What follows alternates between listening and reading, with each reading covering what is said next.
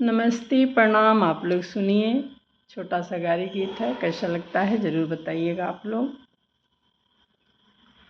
Photo कम खिंचा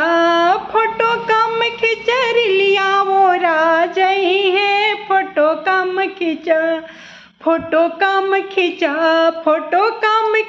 रिलिया वो राजई है।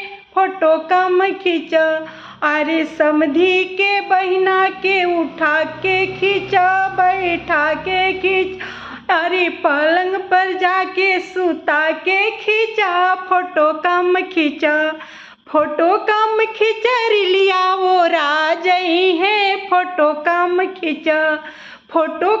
खींचा रिलिया वो राजई है। फोटो कम खींचा, अगुआ के दीदी के उठा के खींचा, बैठा के खींचा, अरे सजिया पर जा सुता के खींचा। फोटो कम खींचा रिलिया वो राजई है। फोटो कम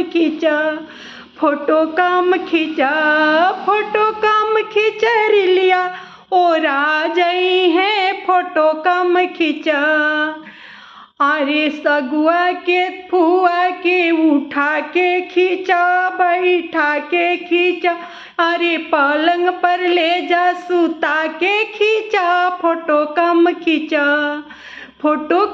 खींचा रिलिया वो राजई है। फोटो कम, अरे भसुर के दीदी के उठा के खींचा, बैठा के खींचा, अरे फिर से जिया पर ले जा सुता के खींचा। फोटो कम खींचा रिलिया वो राजई है। फोटो कम खींचा, अरे दुल्हा के माई के उठा के खींचा, बैठा के खींचा, अरे सजिया पर ले जा सुता के खींचा। फोटो कम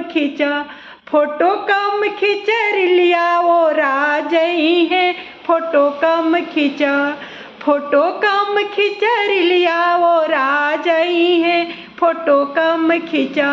फोटो कम खींचा रिलिया वो राजई है।